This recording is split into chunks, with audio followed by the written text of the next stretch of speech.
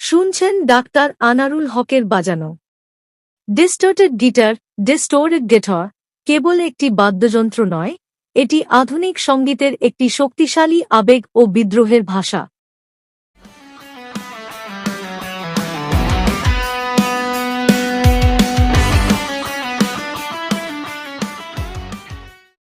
সাধারণ ইলেকট্রিক গিটারের সিগন্যাল যখন অ্যাম্প্লিফায়ারের ক্ষমতার বাইরে চলে যায়, তখন তৈরি হয় এই কর্কশ অথচ গম্ভীর ক্রাঞ্চ বা ফিউজ শব্দ।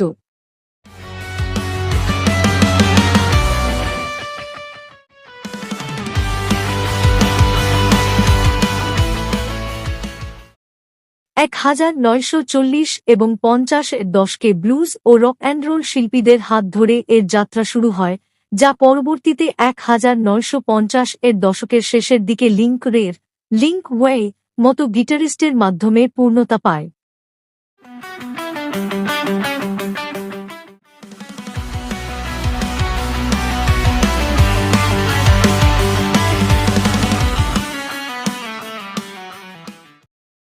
ডিস্টর্টেড গিটারের আবেদন এর স্থায়িত্ব বা সাস্টেইন এবং ওভারটোনের মধ্যে।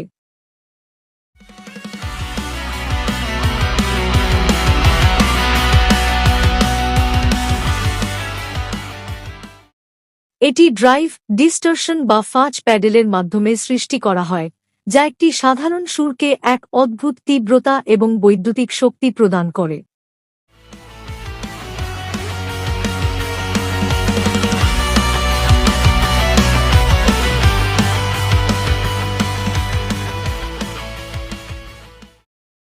হার্ড রক, হেভি মেটাল এবং পাঙ্ক মিউজিকের মেরুদণ্ড হল এই ডিস্টর্টেড সাউন্ড।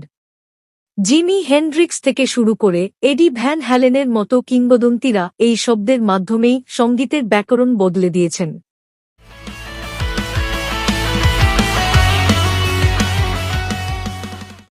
আজকের ডিজিটাল যুগেও ডিস্টর্টেড গিটার তার আদিম এবং আক্রমণাত্মক আবেদন ধরে রেখেছে। এটি যেমন ঝোড়ো গতির সোলো বাজাতে সক্ষম, তেমনি রেফ তৈরির মাধ্যমে শ্রোতাদের হৃদস্পন্দন বাড়িয়ে দিতে পারে। ডাক্তার আনারুল হকের নিখুঁত ছোঁয়ায় এই ডিস্টর্টেড গিটার আজ যেন এক নতুন প্রাণ পেয়েছে, যেখানে প্রতিটি তারের কম্পন আমাদের নিয়ে যায় সুরের এক অন্য উচ্চতায়।